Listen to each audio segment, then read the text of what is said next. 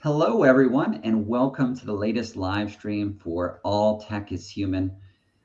Here at All Tech is Human, we're a nonprofit that really brings together people, organizations, and ideas to tackle wicked tech and society issues. When you think about a wicked tech and society issue, I'm sure you're thinking about ChatGPT and GPT technology and how it can alter how we get our news, how we communicate with one another, jobs for journalists, a host of all different issues. But on the flip side, it obviously has a lot of potential promise in terms of creativity for artists. But again, how do we balance these concerns? That's a lot of what we do here at All Tech is Human. Thrilled today to welcome two incredible guests that I'll let my colleague Rebecca Tweed, who's going to be the host for today, introduce Brandeis Marshall and Reid Blackman. But I just wanted to give you a little bit of overview of how you can stay involved after today's thought-provoking discussion. That's always been one of the concerns a lot of people have. They attend an event or they watch a live stream or they read a book and they get engaged and they say, well, where do I take this enthusiasm? You can take this enthusiasm to the community that we're building, because All Tech is Human is all about growing and strengthening this responsible tech movement and ecosystem. So after today's live stream, or if you watch it later on in a video, you can join our growing Slack community of over 5,000 members across 64 countries. You can check out our Responsible Tech job board or join our talent pool. Also, this Friday, we're opening up our mentorship program. We recently started a Responsible Technology, a university network that you can join as well, which expands our university ambassadors program, but also gets involved with proactive professors who are in this space. We have regular summits and mixers, lots of different ways that you can get in touch, join the community, join a working group, produce a report, be part of this process. So much of what we're trying to do is recognize the importance of emerging technology in altering all aspects of how we live and really affecting our civil rights, the future of democracy, and the future of the human condition. That's a big deal. I like to say no application. We need more participation from a wide group of individuals. Without further ado, I'm going to send this over to my colleague, Rebecca. Rebecca, how are you doing today? I'm great. How are you, David? I'm all right. I'm all right. I'm just going to pop off screen and let you take the show. All right, great. Yeah, thank you, David, and hello to everyone. I am incredibly thrilled to be having this conversation today. We have Dr. Brandeis Marshall, Dr. Reid Blackman. I have the privilege of moderating today's discussion. I am Rebecca Tweed. I'm the program director at All Tech is Human. So I have the pleasure of introducing today. We have Dr. Brandeis Marshall, who isn't your typical computer scientist. She loved math and dance as a kid. Brandeis majored in computer science because she found it to be math with a creative twist. Brandeis brings her creativity and passion for data to every project. All things have roots in data, and Brandeis works with people and organizations to reduce data anxieties, make it digestible to understand and help build responsible data practices. Brandeis is the author of Data Conscience, Algorithmic Siege on Our Humanity, which delivers an incisive and eye-opening discussion of how to fix tech's dominant philosophy of move fast and break things, with a renewed focus on equity and oppression. The book explores how to address discrimination in the digital data space with several known algorithms, including social network analysis, linear regression, and sentiment analysis. We are also joined today by Reid Blackman, PhD, who is the author of Ethical Machines, Harvard Business Review Press. He's the creator and host of the podcast Ethical Machines and founder and CEO of Virtue, a digital ethical risk consultancy. He's also an advisor to the Canadian government on their federal AI regulations, was a founding member of EY's AI Advisory Board, and a senior advisor to the Deloitte AI Institute. His work, which includes advising and speaking to organizations including AWS, US Bank, the FBI, NASA, and the World Economic Forum, has been profiled by the Wall Street Journal, the BBC, and Forbes. His written work appears in the Harvard Business Review and the New York Times. Prior to founding Virtue, Reid was a professor of philosophy at Colgate University and UNC Chapel Hill. Okay, welcome to both of you. So just to give a little background, we started a series of live streams to separate kind of the breathless hype from the reality and the real world harms of generative AI. We started this last month, and we had Dr. Ruman Chowdhury and Elizabeth Ramirez join us then. And I feel like it is still impossible to keep up with this constantly churning news cycle. So I think this topic of conversation is not going away anytime soon. And I just want to say we truly appreciate both of you helping the All Tech is Human community continue to make sense of these developments in generative AI and how it's affecting all of us. So I'm hoping that the audience leaves today with a better sense of how to understand the developments in this space, how to talk about these issues with people in their lives. And I'd like to center the conversation around both of your perspectives from your respective areas of expertise in data science and philosophy on what the new areas of potential harm are with this now widely available generative AI, what the through lines are with some of the harms that we've been struggling to understand and reduce for years, and how we can take action to prevent future harms, whether that's through legislative measures, which are finally inching ahead to some extent, and how industry can mitigate these evolving AI ethics risks, and then how we can prepare ourselves and our fellow citizens with greater AI literacy and with data consciousness. Okay, so for anyone who would like a bit of added context here, I want to do a really quick rundown of the recent timeline of events over the past few weeks since our last live stream. I want to start with the 60 Minutes feature for Google on April 16th, when they were there to talk about their chatbot Bard. And during that piece, CEO Sundar Pichai declared that the model taught itself Bangladeshi.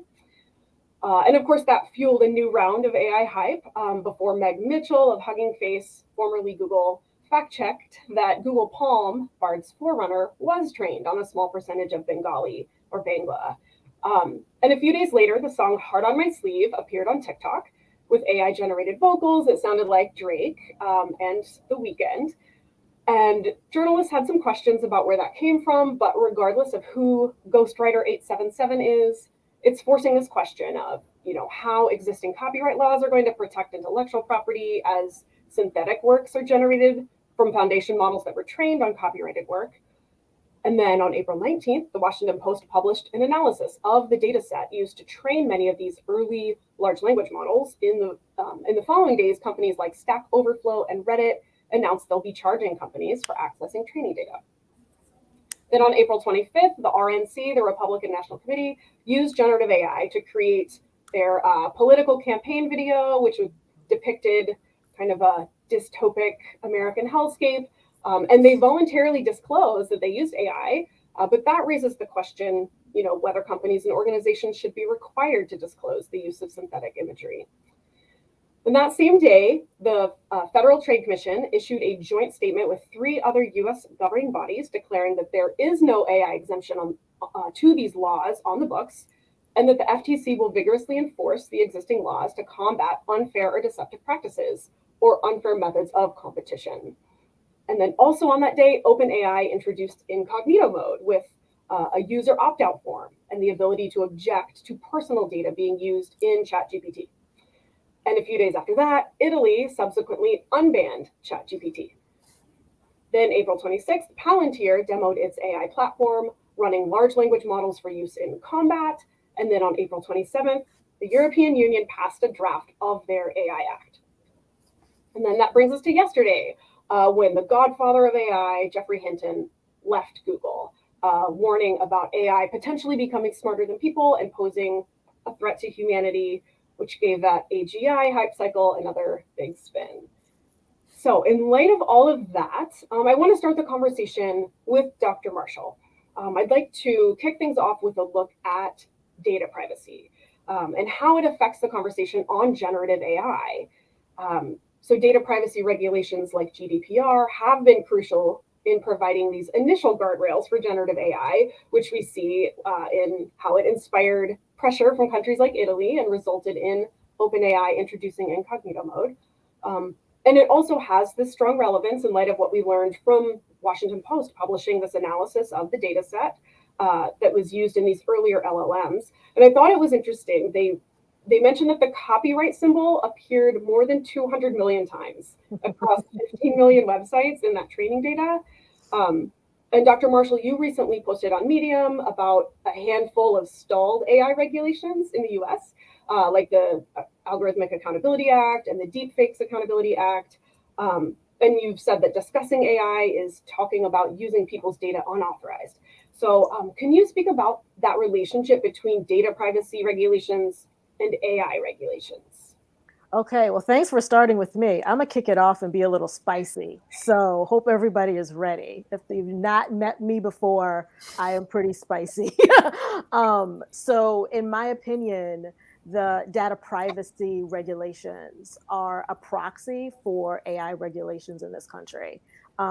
It's a whitewashed attempt, a backdoor attempt, if you will, to conduct what I think are really softball and minimal AI regulations. It is the regulations that can pass both the House and the Senate, given the divisiveness within our political structures right now, that's getting even more divisive.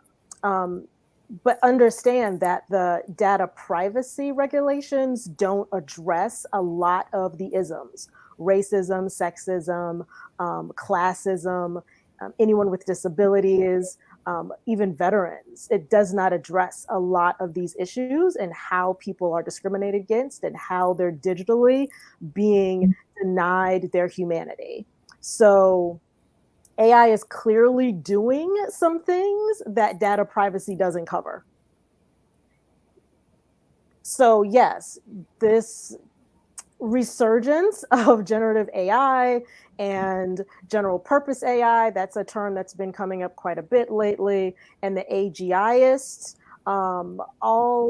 it's all a catalyst, right, for so far. But we have to see if there's longevity.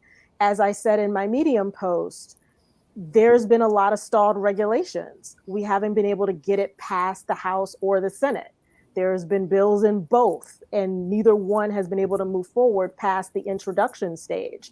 So we need to get it into a committee. We need to get it into actually writing some laws that can be done and not make it some watered down, whitewashed version that still enables privilege and white supremacy. Yeah, and Reid, you also have been talking about the need for regulations. You, in your recent New York Times op-ed entitled "History May Wonder Why Microsoft Let Its Principles Go for a Creepy, Clingy Bot," you pointed out that Microsoft's actions demonstrate that corporate self-regulation will never be sufficient in the face of market pressure, and pointing to the necessity of actual AI legislation in addressing that reality. And yeah, it seems like Microsoft is the perfect example of a company with a deep track record, with long-term commitment to AI ethics. But yet, as you say, even well-intentioned companies have to bow to the reality of competition in the marketplace. So I'm curious if you could say more about that, about how self-regulation alone isn't going to be sufficient, and how legislative guardrails are needed here. Yeah, sure. Thanks. So, like you said, Microsoft has as long as one can have a long track record in AI ethics, which is not very long because it hasn't been around for very long, Microsoft has been at the forefront. And I have clients ask me all the time, who's leading the charge here on AI ethics? And if you had asked me that, whatever it was, 3, 4, 5 months ago, I unhesitatingly said Microsoft. They have an Office of Responsible AI. They have a Responsible AI officer. They have a sensitive use cases department. They have had an ethics and society group.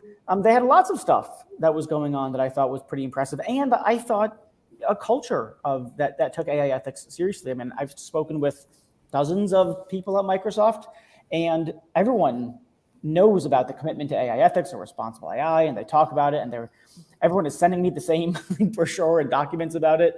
But at least they knew it existed, and they knew to send it. So it was sort of built into the culture. And then they made this, what I thought was a fairly shocking move, which was to release this thing without very many guardrails, very quickly. It seemed to me, in some sense, unforced. It's not like Google was breathing down their neck. In fact, Google seems to have been caught off guard by it. So, look, what happened? What happened is Microsoft, this is not my unique insight, Microsoft saw an opportunity to take a slice of the search business from Google, which is, billions of dollars, and they took their shot and they did it, right? And they were first to market. They got a tremendous amount of press and attention. People are using Bing now. So I'm sure that they've gathered market share. And I kind of went, the first bit of that article is me critiquing Microsoft, but the last bit is me to what you spoke to what you were talking about earlier, Rebecca, which is kind of, there's a way in which you can blame them, but what did you expect? What did you want? Even if Microsoft rose above the fray of market competition, said we're just not going to do this, someone else is going to come along and do it any second. And so they played by the legal rules of the game. And if the legal rules of the game are such that just let this stuff go and you'll make a lot of money, that's what they're going to do. So the only way that we get people to play the game differently is to change the rules of the game. And the only way we have of changing the rules of the game is regulations and laws, and enforcing existing regulations and laws, of course. And I think it's so unfortunate that Microsoft completely scrapped their ethics team. Like all of a sudden, what is it, last month? Right. So who's actually doing the checks and balances now? Right. Like that's my concern as someone coming in from the data and tech arena is like there's no one there. Well, it's been completely gutted. I mean, to be fair, I mean, I don't have deep details here, but Ethics and Society was the thing that they dissolved. But that was one among a number of controls within the organization. So the Office of Responsible AI still exists. There's a sensitive use cases, people who deal with sensitive use cases. There's still Ether, which is a senior level technologist committee. There's a policy committee. So there's still stuff in place. And then there's a debate among Microsoft people about the extent to which Ethics and Society was being effective in its mission or whether they still need it. But I agree with you. It's at a bare minimum, it's a red flag. Yeah. And Dr. Marshall, you had talked about, how data privacy regulations don't address these isms. So I wanted to talk a little bit about some of these isms. I want to talk about discrimination and how generative AI is perpetuating discrimination. So we had talked about, the training data, but in addition to these privacy concerns, there is this issue of discrimination stemming from bias in the training data. And in your book, in your chapter on bias, I love that you provide a detailed breakdown of that classic Amazon hiring algorithm, and you depict that process as a bias wheel. I think that's a great example. And of course, generative AI is developing on top of that same old problem, same data. And in your book, you describe ways to address discrimination in that digital data space with known algorithms. And so I wanted to know if you could talk a little bit about the techniques and how they work to address discrimination in the data. Yeah, this is a very big question, so I'll try to keep it just to a couple of highlights. So yes, I did discuss a bias wheel and all of the interconnections of different types of bias, from human bias all the way to algorithmic bias, data bias, and of course, business bias. So that's the wheel. So if you're interested, it's in chapter 3 of my book. But when it comes to the algorithms, one algorithm in particular that I talked about in the book was linear regression, which tends to be kind of this staple algorithm in order to understand how different parts and different data points are connected to each other across a linear line. And there's many different types of regression models. Just a little bit of background for those that don't know. And I do talk about how that particular forming that linear regression means that you are discriminating against everybody else or every other data point that is outside of that line. And we need to start thinking of people as we need to start thinking of data points as people and not trying to erase the fact that every single data point is just a dimension of someone's humanity.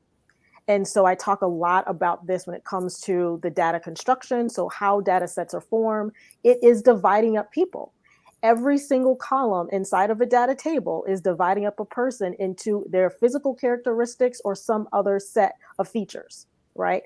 As a Black woman, right, living in Atlanta,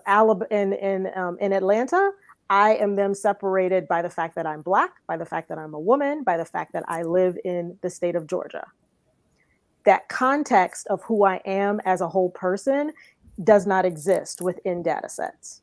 So when people are talking about making the bias go away in data sets, that is innately not possible, because the purpose of a data set is to divide out your characteristics and your features, right? So I give some suggestions. So I am giving suggestions from, what chapter is this? Chapter 5 of my book. And it's really, I list 4.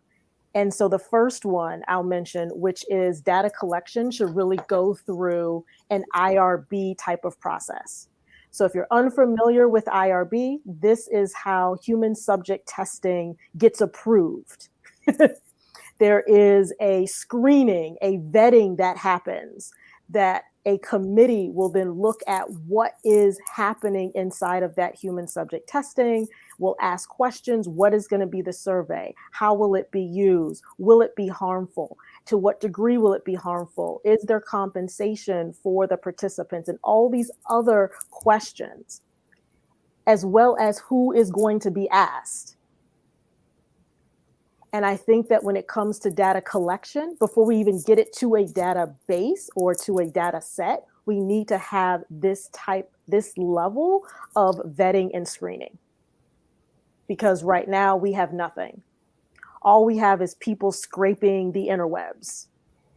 And this is where we come into problems when it comes to generative AI. People are just scraping the webs, whether there is permission, whether there's copyright, they're just scraping the interwebs because they consider it public. And because it's public, they consider it therefore available to them to use. And that's not the case. Those two things need to be separated. So can I say a couple of things on that front? So that was Sure. that was really great. Thank you. So one thing I want to say is that you're the first person, other than myself, where I've heard talk about IRBs in this context, and I'm totally on board. I've been saying this for years. Hello. We are friends now. Yeah, totally. I have an article called "If Your Company Uses AI, Then You Need an Institutional Review Board." I mean, can't be more blunt. So I think, and when people talk about regulations, the thing that I always say is, why don't we look at IRBs? Well, can we stop pretending that we've never seen, industries faced with ethical crises before, and we've never had a solutions, right? We had the Tuskegee experiments for decades, in which black men were withheld penicillin so that doctors can watch the unmitigated progression of syphilis. People found out eventually, when it was, I think, on the front page of the New York Times, I think it was, and people went nuts, rightfully so, and yada, yada, yada, regulation, yada, yada, IRBs, which not a perfect solution, but it's something that at least to look at in the tech industry, and I don't understand why that kind of issue is not getting more traction. People talk about, what about medical devices? No, it's not that's not the IRB. You need someone to represent the safety of patients, which in this case is all of citizenry. That's one thing to say. I'll push back lightly on maybe two things. One is they either know they know they're using stuff that is a violation of copyright. It's not like they're like, yeah, they do. Oh, well, it's public, and so they just know that they literally know. Yes. Our revenue will outstrip any fines. Exactly. Right? Yes. It's a calculated decision. It's not like, oh, whoops. It's a straight up business decision. Yeah, and I do talk about that in my book as well. At the very end, where I talk about that companies need to go to tech jail. Tech jail. What happens in tech jail? And so as individuals, so very much like how people who are somehow involved in the criminal justice system, they have to go to jail before they get arraigned. Very much what happens with tech. I believe that certain tech companies and their services should therefore be dialed down or turned off for a certain amount of time. I know it's revolutionary. It will never happen in in my lifetime, I am sure. But I still do call for tech like jail, tech probationary periods. And it really was spurred by the fact that Facebook was down for 6 hours about 2 years ago. And I was like, this would be great if this would happen in real life, intentionally, and not just sanctions, but actually dial down the access to different tech companies because there was malfeasance. So you're impacting the economic trajectory, but also you're making the company go,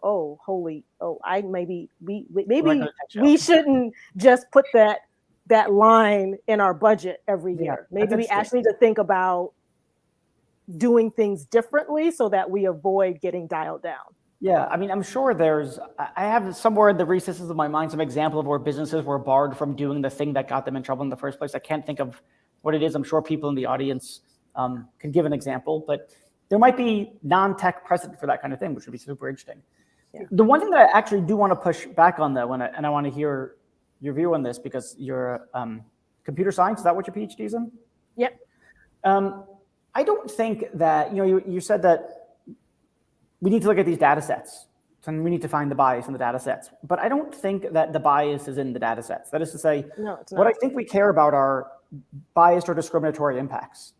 And it's not the case that just having a data set look a certain way is going to result in bias or discriminatory impacts. For one, context matters. Correct. And secondly, there are extra model, that is to say, outside the model bias mitigation strategies and tactics you can employ so that the overall impact of the system is non-biased. So I don't think that you can stare at a data set, so to speak, and say, oh, it's a biased data set, this is no good. I take it that what you have to do is, we're planning on using this data set in this context, used by these people in this, who are going to receive such and such instructions about how to use this tool. Given that, what's the risk that this training data will lead to discriminatory outputs? So it's not just some.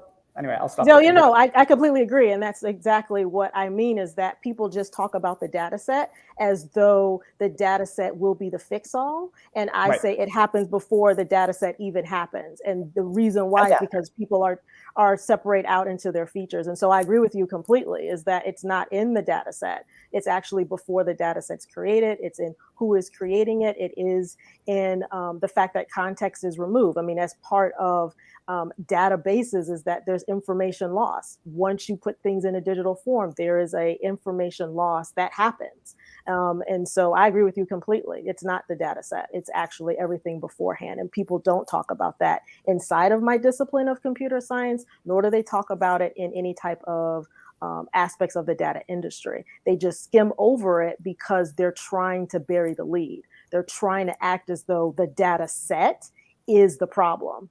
Well, because they want a technical solution. They don't want to think about the human component. And that's what I talk about a lot throughout everything I say. I always am like, what's the human component? And that's what tech doesn't like me to talk about. Totally. So we're friends. We're friends, Reid. we agree on a lot of things. Excellent. So Reid, I want to kind of talk a little bit about this, companies kind of having to feel the pain a little bit, whether that's like a fine or like tech jail. And I wanted to ask you about kind of this new surface area of AI related risk for companies. You had mentioned that, you predict we'll see a bunch of disasters. Like we've got kind of this Trojan horse happening right now with ChatGPT's new API. And I wanted to know like what you meant. It was in a LinkedIn post, I believe, that you were talking about ChatGPT kind of having this Trojan horse factor. And so I'd love to know from your perspective a little about that, if you could describe it, and what's different about generative AI that companies have to pay attention to now. Okay, there's a lot there, and I'll try not to monologue. I do think it's something of a Trojan horse because I've been talking to a lot of chief information officers, chief technology officers, chief innovation. And those senior level tech people are getting pressure from the non-tech side of the house, CEOs and the board, to do something with ChatGPT, to figure out, okay, what's the use case? How do we make sure we don't fall behind? And they're nervous from a technical perspective and from an ethical, reputational, and regulatory perspective. They're not totally sure, how do we integrate this? How do we give it access to our data without giving too many people access to our data, without giving OpenAI or Microsoft or Google or whomever access to our data. So they're very nervous about it. And we do know that the thing hallucinates, to use the euphemism of making up false information. We know that it's going to have biased outputs one way or the other, right? We saw it in one case. We saw it was politically biased, favoring the left at one point when it would, what did it do? It was something like wrote a praiseworthy speech of Biden, but it wouldn't do the same about Trump or something along those lines. So we know that it's going to be biased in various ways. We know that there are privacy issues. This is why OpenAI got in trouble with Italy, because certain information was leaked about content of chats and payment information. So we've got all those standard worries. There's also a bunch of other concerns that I don't think have been well thought through yet or well articulated. One is, and I think this is one reason why generative AI and I think LLMs in particular are there's a worry that they can be used in a variety of manipulative ways. They can be really smart and clever, right? I mean, they can be trained on how to be the best negotiator, how to be the best salesperson, how to stoke fear, how to use that fear to sell stuff. And maybe they're trying to sell you sneakers, and maybe they're trying to sell you a conspiracy theory the next day. And marketers, if you're a marketer and you're like, I got to hit my numbers, right? I'm in sales. I got to hit my numbers. I got to sell stuff. Maybe we have a consumer-facing LLM that pushes people this way or that way. So I think there's a high likelihood of manipulation. There's another issue about what I call that the manipulation problem. Then there's what I call it this is my tentative phrase for it anyway, the deliberative problem, which is when you ask a GPT 4.0, say, for an explanation for why it gave the output that it did. So for instance, in a healthcare setting, it seems to be quite good at differential diagnoses, why, giving a diagnosis for this person or a set of options for why this person has this illness versus some other one and treatments for those things. If you ask it for why it gave that explanation, why it gave that recommendation or output, it will give an explanation. It says, well, the reason is because of X, Y, and Z. And it really, really looks like that those reasons are the grounds on which it gave that recommendation. But in fact, it did not. Everything it does is next word or next token or next series of tokens prediction. So when it gives an explanation, it's in fact giving something roughly akin to a post hoc explanation. It's giving what might look like an explanation, but it wasn't the actual reasons for which it gave that output. That explanation is itself just the AI predicting the next set of words. So you're not getting the grounds on which the decision or the output was made. So number one, it looks like it is doing that. Secondly, there are going to be some cases in which we plausibly think it's morally important that there actually be genuine deliberation and conclusions based on that deliberation. So take the criminal justice system, for instance. Suppose you're giving someone a high risk rating, or suppose you're finding them guilty, to put it very, dramatically. And you might think, in those kinds of contexts, we need humans deliberating about the case to come to a conclusion that is funded by those deliberations, that there's something important about procedural justice or something important about respecting people's humanity, that we engage in that active deliberation to come to our conclusions. GPT or chatbots don't do that. They don't reason. They don't deliberate. They just give outputs that seem compelling or that are compelling. So I think this is what I'm calling the deliberation problem. There are some things for which arguably we want genuine human deliberation to result in our decisions, our outputs. It will look like that's what's going on, and it's not. The vast majority of people will be deceived. And there's other stuff I could talk about as well, but I think I've passed the point of monologuing. No, that was great. Yeah, and I actually want to talk a little bit, Dr. Marshall, I want to talk a little bit right now about what citizens can do, like what people can do in their own communities. I want to talk a little about data literacy. You posted in a blog post that our lack of data, AI, and overall tech literacy, coupled with unregulated AI systems, are leading us toward an anti-democratic and authoritarian path crafted by rogue algorithms, levied by rogue humans. And that really resonates with me. And I want to say, if this is what's at stake and what the potential impact is if we don't get it right, and recognizing that passing legislation is very slow and gridlock is plentiful in the US, and laws are limited in scope. So what can we do as citizens to improve our data literacy, but also to exert pressure on systems to galvanize and to mobilize and to bring about the tech future that we want? Yeah, there's a lot that we can do. I think it starts. So full disclosure, I'm an educator. So my answer will be an educator's answer. And that is that we need more literacy, period. The notion that we're not really reading anything anymore. If you look at K through 12 education, if you look at higher ed education, it has been abysmal. Before COVID, especially after, if we call this after COVID times. So reading is fundamental. and we don't do that. So the literacy part is very important, is that we actually do some reading. So I'm going to give reading homework for everybody, right? So not only read both of our books, not only join and read them, don't just buy them and put them on a shelf, like actually read them, have book clubs about them, but also joining all of these newsletters that come out. I don't know, Reid, if you have a newsletter. I do. I have Rebel Tech newsletter. I know, All Tech is Human has a newsletter. So actually read it. That's how you can start with your literacy process.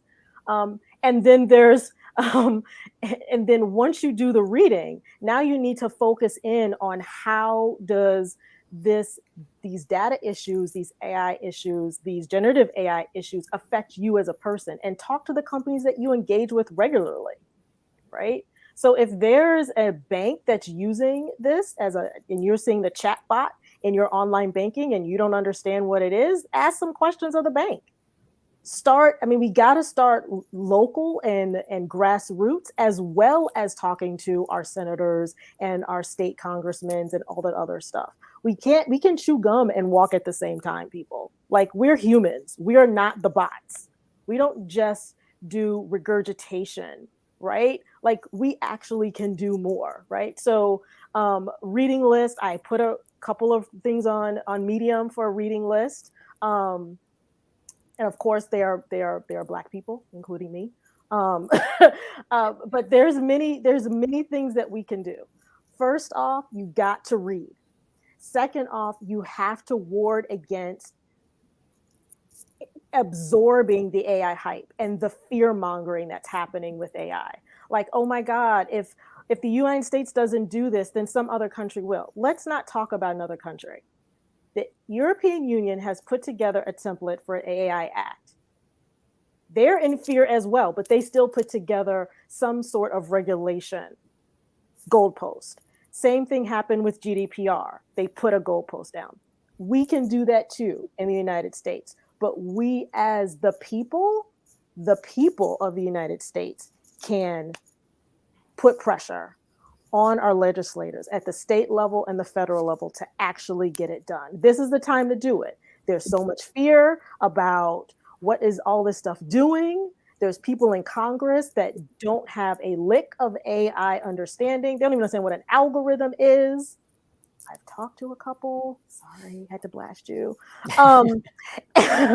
And you need to have people that are not in Silicon Valley, I'm going to put that out there, that are actually talking to the government, state and federal.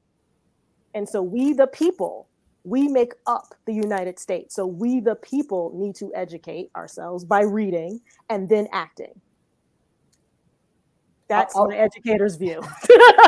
I know there's business and I know that there's all this other incentives, but I'm giving you the educator's view. If we do not fix the education, we are dead in the water, because the business will just try to get profits and skim our data and profit off of it and monetize it, like it's been doing to Black people since Black people arrived in were brought to this country.